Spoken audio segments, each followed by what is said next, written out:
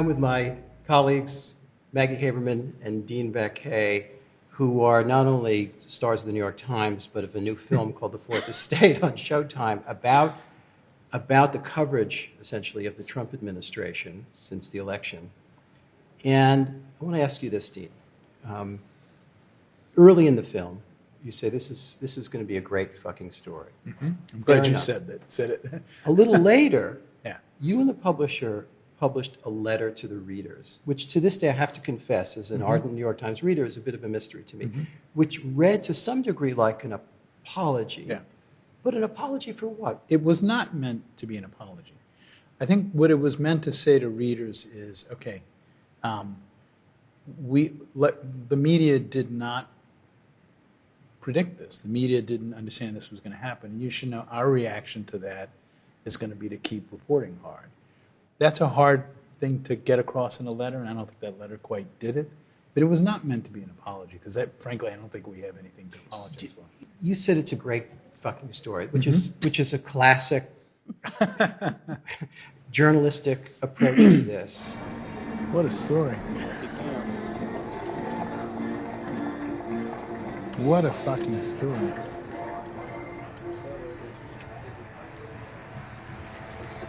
Okay, let's go. But that impulse to say, this is a great, and I remember that night, this first feeling like, oh my God, I'm stunned. And then there's a journalistic impulse that's probably worthy of psychoanalysis, where the need to cover the story and the energy shifts, at least in the news gathering part of the house. I think it allows us to cover wars, it allows us to cover hard stuff. This thing bubbles up in you where you start to just realize, oh my God, I'm in a historic moment. Mr. President, how are you? Good. Thanks for making time. I appreciate it. I'm just wondering how you see this today.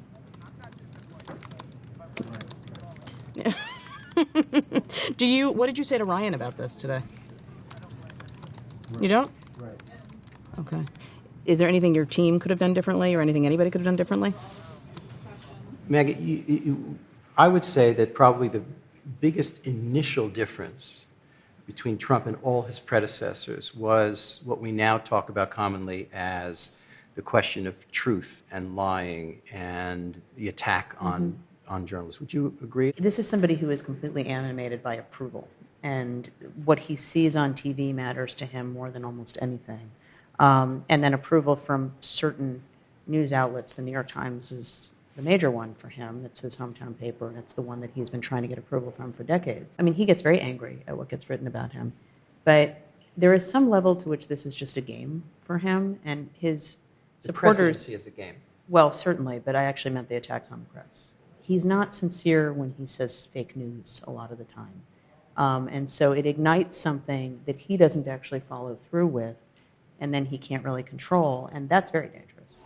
The only people giving a platform to these hate groups is the media itself and the fake news. If you're reading a story about somebody, you don't know, you assume it's honest because it's like the failing New York Times, which is like so bad. You would think they'd want to make our country great again, and I honestly believe they don't. These are sick people.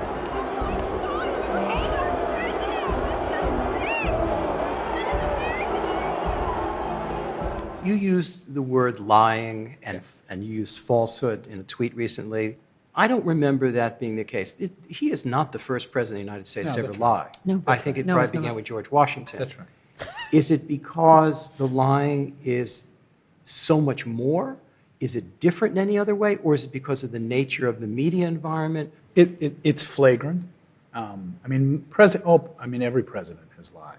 Presidents tend to lie about deep issues of policy, and you usually don't find out that it's a lie until 10 years later. You know, the Pentagon Papers with Vietnam. In the case we did it, which was when he accused Obama of not being born in the U.S., that was easily proven. And the moment we used the word was when he sort of just offhandedly said, okay, he's born in the U.S. And I thought we couldn't get away without using the word then. Was it a big discussion? Like a Yeah. all hands on deck discussion? It was me and philosophical? Everybody agreed this was the moment to do it. Almost would have been, even, and since then I've heard from even very traditional New York Times colleagues who've said, if there was ever a moment in American history, that was it. It was provable, it was offensive, it was flagrant, and I think to write around it would have been silly. I don't think we should use that word like every day in the New York Times. In fact, Why not? If it happens every day. the word lie is very powerful. It assumes that he knew it was a lie, that he repeated it over and over again. Do I think Donald Trump has lied since then? Yes.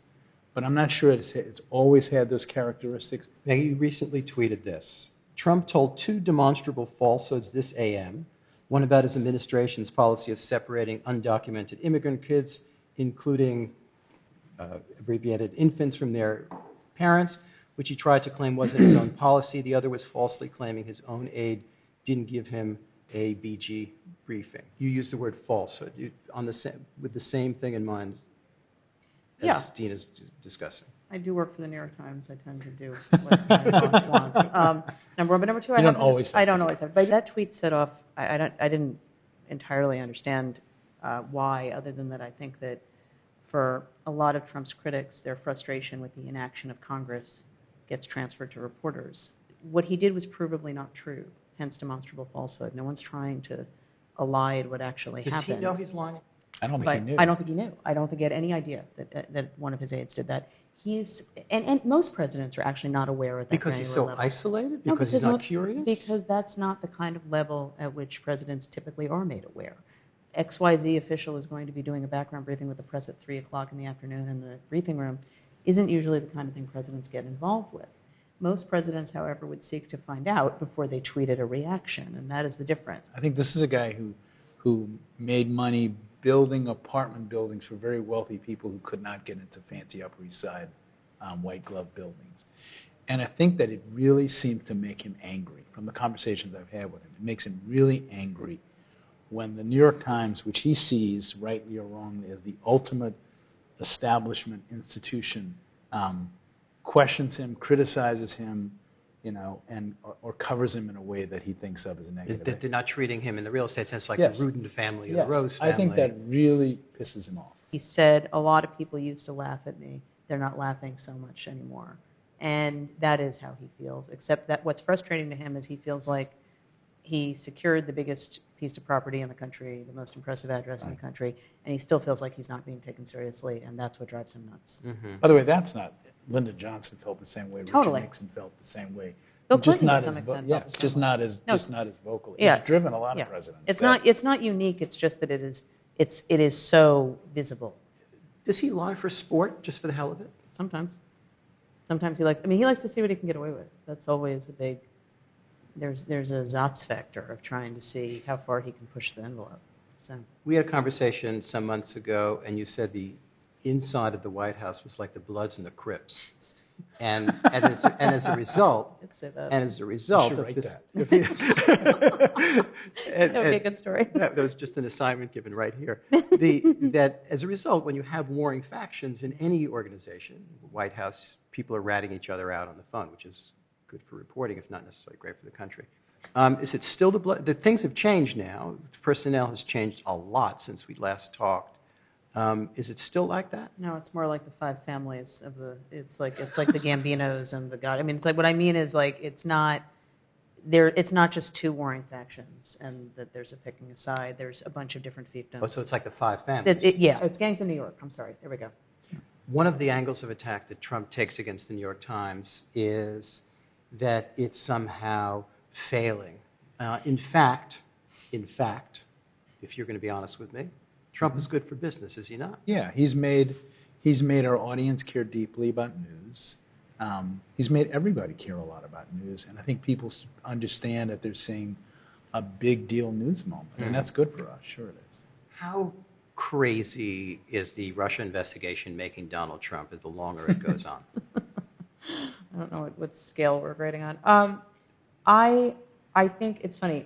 He's actually less crazy, quote unquote, to use your word, about it now than he was a couple months ago. It was said about a month ago or so that Michael Cohen and Stormy Daniels, et cetera, suggested more trouble, more legal trouble for the President of the United States than the notion of collusion. Do you agree? I still think that's true. Yeah, I mean, I think on Can you sketch that out, how that would play out? what I know broadly is that Michael Cohen knows a lot about Donald Trump, and whether it is specific to Stormy Daniels or whether it's something else that comes out because of these search warrants. Would he ever flip on the President? Yes.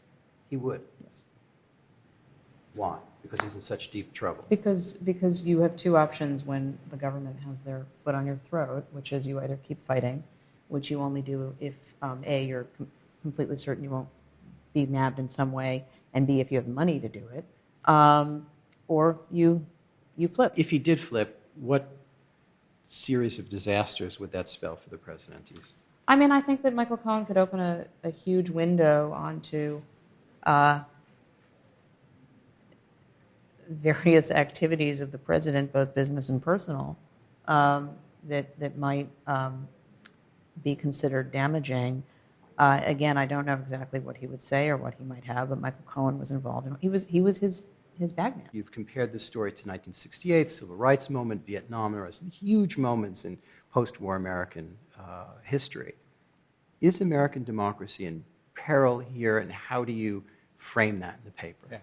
I think the institutions that support American democracy are under attack and run the risk of losing their authority and independence. Including yours. Journalism, the New York Times, the Washington Post, but the FBI. I mean, it's a bizarre scenario when the Republican leadership attacks arguably the most conservative institution, The Justice American Department. government. Do I think American democracy is challenged? I don't know. I do think that the institutions that are important to democracy are being challenged, and I think that's a big deal.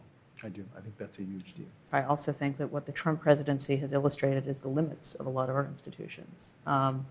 There is certainly a limit to what journalism can do, and there is a limit to what Congress will do. The framers of the Constitution did not envision, I think, this presidency plus this Congress. You mean a weak Congress? A Congress that is willing that is going along party line. Does Donald Trump call you to complain?